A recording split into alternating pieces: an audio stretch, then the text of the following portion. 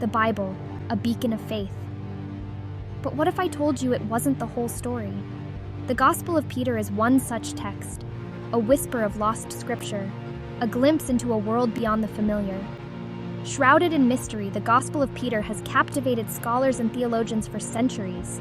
This isn't just a dusty old text, it's a window into the very heart of early Christianity. The Gospel of Peter challenges our understanding of the past, urging us to reconsider what we thought we knew about the origins of Christianity.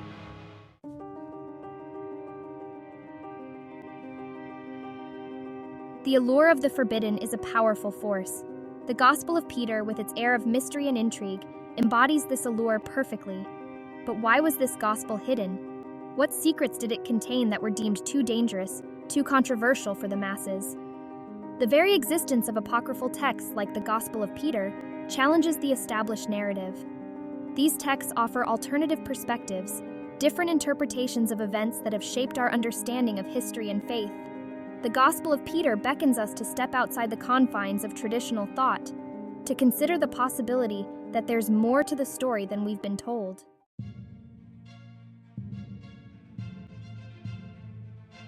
Our journey begins in the murky depths of history, in a world far removed from our own. We'll travel back in time to the dawn of Christianity to uncover the origins of this enigmatic text. Our quest for answers will take us from the sun-drenched sands of Egypt to the bustling streets of ancient Rome. By examining the Gospel of Peter, we'll gain a deeper understanding of the beliefs, fears, and aspirations of the people who lived and breathed this faith centuries ago.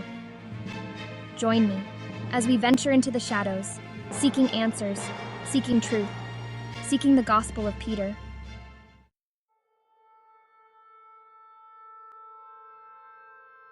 Imagine the scorching Egyptian desert, sun beating down on ancient ruins half buried by the sands of time. The Gospel of Peter lay dormant for centuries, its secrets hidden beneath layers of sand and stone. The year was 1886.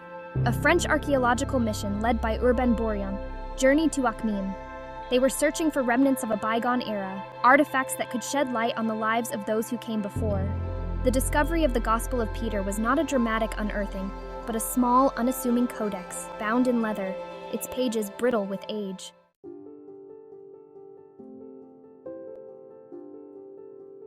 The codex was brought back to Cairo, where it joined a trove of other ancient texts discovered at Akhmim. The discovery piqued the interest of prominent French archaeologist and Coptic scholar Eugène Amélinot Lefebvre. Lefebvre, known for his meticulous scholarship, recognized the script as Coptic, the language of the Coptic Christians of Egypt. As he carefully deciphered the faded characters, he realized he was dealing with something extraordinary, a previously unknown gospel attributed to Peter the Apostle. Lefebvre published his translation of the text in 1892, unleashing a torrent of debate and discussion.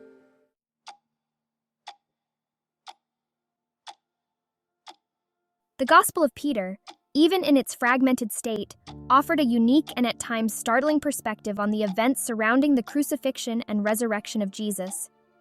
It presented a narrative that differed in key aspects from the canonical Gospels, raising questions about the nature of Jesus' suffering and the role of Pontius Pilate in his condemnation. The text, written from Peter's perspective, conveyed a sense of immediacy and emotional depth. The discovery of the Gospel of Peter was like finding a missing piece of a vast and intricate puzzle. It provided a tantalizing glimpse into the diversity of early Christian beliefs and practices.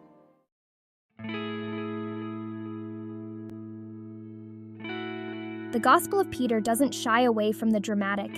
It thrusts us headfirst into the tumultuous events surrounding Jesus' crucifixion, painting a vivid and often heart-wrenching picture of his final days. One of the most striking differences lies in the portrayal of Pontius Pilate. In the Gospel of Peter, Pilate is depicted as less culpable for Jesus' death, washing his hands of the affair, and even showing a degree of sympathy for the accused. These variations challenge us to reconsider the events we thought we knew, to delve deeper into the motivations of the characters, and to question the accepted interpretations of the past.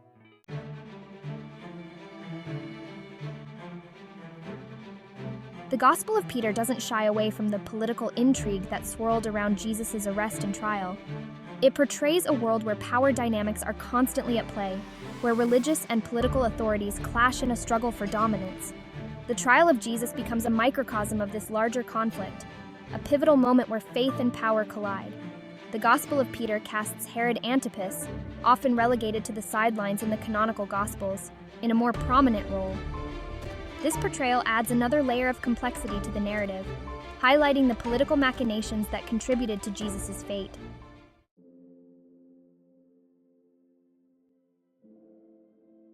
The resurrection of Jesus lies at the very heart of the Christian faith. The Gospel of Peter offers a unique and dramatic account of this pivotal event, one that differs in significant ways from the narratives presented in the canonical Gospels. The Gospel of Peter describes the resurrected Jesus as appearing to his disciples in a dazzling display of divine power. One of the most intriguing aspects of the Gospel of Peter's resurrection account is the appearance of two angelic figures who accompany Jesus as he emerges from the tomb. The Gospel of Peter also introduces a curious detail not found in the canonical Gospels: the emergence of a talking cross from Jesus' tomb.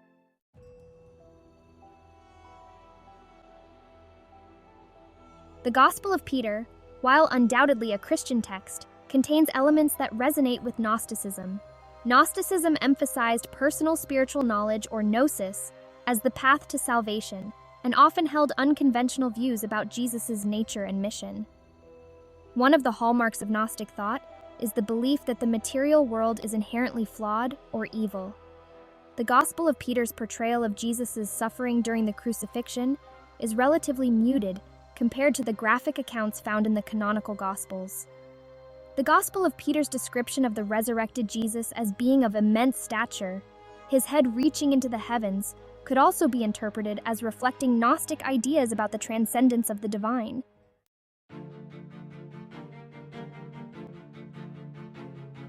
Now imagine yourself stepping back in time to the early centuries of Christianity. Picture a time when the very idea of a single unified Bible was still taking shape. In this vibrant tapestry of early Christian writings, the question arises, why did some texts earn a place in the biblical canon, while others, like the Gospel of Peter, were relegated to the shadows? The process of canonization, of deciding which texts would be considered authoritative scripture, was a gradual and often contentious one. The Gospel of Peter, with its distinctive take on the events surrounding Jesus' crucifixion and resurrection, stands as a testament to this early diversity.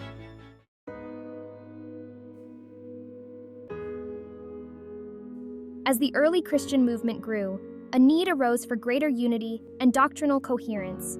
The process of canonization aimed to establish a clear set of beliefs and practices.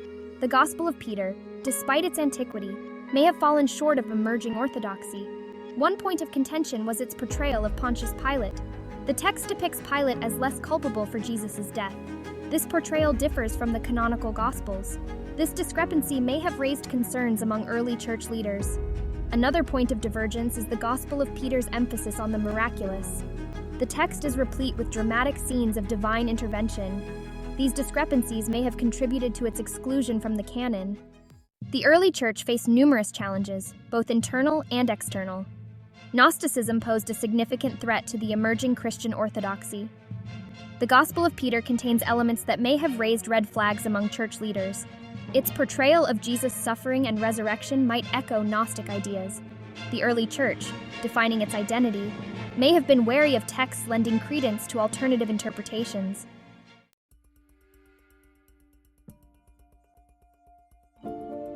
The Gospel of Peter's journey from Egypt to biblical scholarship shows the power of ancient texts to captivate and challenge our understanding. Its rediscovery in the late 19th century shocked biblical studies, revealing more to early Christianity than the canonical Gospels. Why was this text lost for centuries, only to resurface in a remote tomb? Was it unworthy of preservation, or deliberately suppressed? The Gospel of Peter's disappearance remains a compelling mystery, a reminder that history is often written by the victors.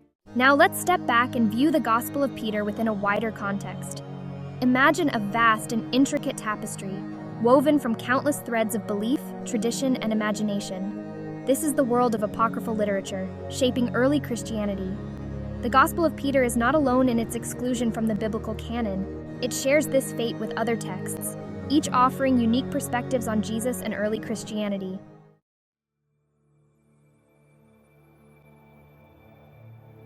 While the apocryphal Gospels often diverge from the canonical scriptures in their details and interpretations, they also share certain commonalities, suggesting a shared pool of oral traditions and early Christian beliefs that circulated in the decades following Jesus' death and resurrection.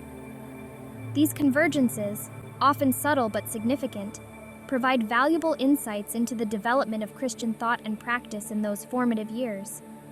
One common thread that runs through both canonical and apocryphal Gospels is the emphasis on Jesus as a healer and miracle worker. From the Gospel of Mark to the infancy Gospel of Thomas, we encounter stories of Jesus healing the sick, casting out demons, and even raising the dead. These miracles, regardless of the specific details or theological interpretations, serve to highlight Jesus' compassion, his power over the natural world, and his divine authority. Another shared theme is the portrayal of Jesus as a wise teacher, one who challenged the religious and social norms of his day. Both canonical and apocryphal Gospels depict Jesus engaging in debates with religious leaders, offering parables that challenged conventional wisdom, and proclaiming a message of love, forgiveness, and radical inclusivity. These shared themes, woven throughout the tapestry of early Christian literature, suggest a core set of beliefs and values that transcended individual communities and theological nuances. They point to a shared understanding of Jesus as a figure of immense spiritual authority, one whose life and teachings had the power to transform individuals and communities alike.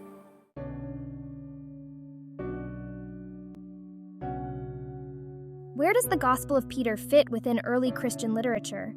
Is it merely one voice among many, echoing familiar themes, or does it offer something truly unique? The Gospel of Peter shares common ground with other early Christian writings. Its portrayal of Jesus as a miracle worker and compassionate healer aligns with canonical and apocryphal Gospels. Its emphasis on the resurrection as the defining moment in Jesus' ministry, the event that confirms his divinity and offers hope for salvation. However, the Gospel of Peter also exhibits distinctive features that set it apart. Its portrayal of Pontius Pilate as less culpable for Jesus' death, its emphasis on the miraculous and the supernatural, and its subtle echoes of Gnostic thought give it a unique flavor. Perhaps the most striking aspect of the Gospel of Peter is its emotional intensity. Written from the perspective of Peter, the disciple who denied Jesus 3 times, yet ultimately became the rock upon which the church was built.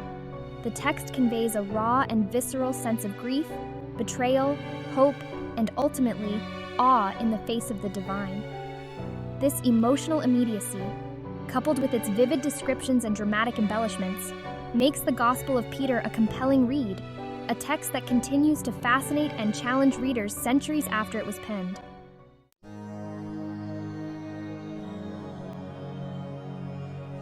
The Gospel of Peter, though a fragment of a lost world, speaks to us across the chasm of centuries. This enigmatic text, unearthed from the sands of time, serves as a bridge connecting us to the vibrant and often turbulent world of early Christianity. It offers a glimpse into a period of intense spiritual ferment, a time when the very meaning of Jesus' life and message was still being debated and defined.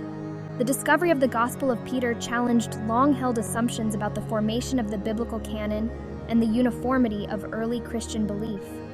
It reminded us that the development of Christianity was not a linear, monolithic process, but rather a tapestry woven from a multitude of threads, each representing a different community, a different perspective, a different interpretation of Jesus' life and teachings. As we've journeyed through the pages of this ancient text, we've encountered a world both familiar and strange. We've witnessed the drama of Jesus' trial and crucifixion through the eyes of Peter, the disciple who knew him best yet ultimately betrayed him. We've marveled at the miraculous events surrounding his resurrection, the appearance of angels, the talking cross, the sheer awe-inspiring power of the divine.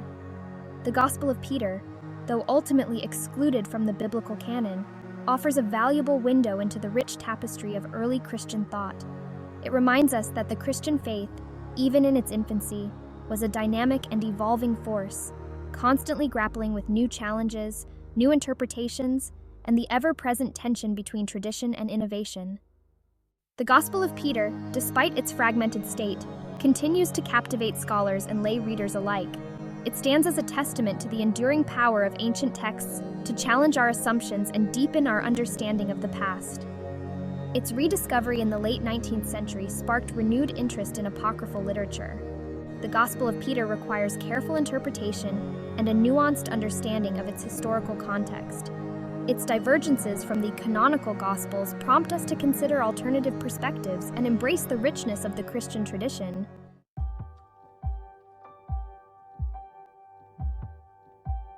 The Gospel of Peter, like all great works of literature, leaves us with more questions than answers. It challenges us to confront the limits of our knowledge, to acknowledge the gaps in our understanding, and to embrace the mystery that lies at the heart of faith. We may never know for certain why this particular text was excluded from the biblical canon, or what its authors intended to convey through its distinctive blend of tradition and innovation. But perhaps that's part of its enduring allure. The Gospel of Peter, in its very elusiveness, reminds us that faith is not about certainty, but about embracing the unknown, about trusting in something larger than ourselves, even when we don't have all the answers. As we conclude our exploration of this enigmatic text, let us not be disheartened by the mysteries that remain. Instead, let us be inspired by the enduring power of the human spirit to seek meaning, to grapple with the big questions, and to find solace and inspiration in the words passed down through generations. The Gospel of Peter, though a fragment of a lost world, continues to shed light on our own. It reminds us that the journey of faith is ongoing, a never-ending quest for understanding, for connection, and for the divine spark that resides within us all.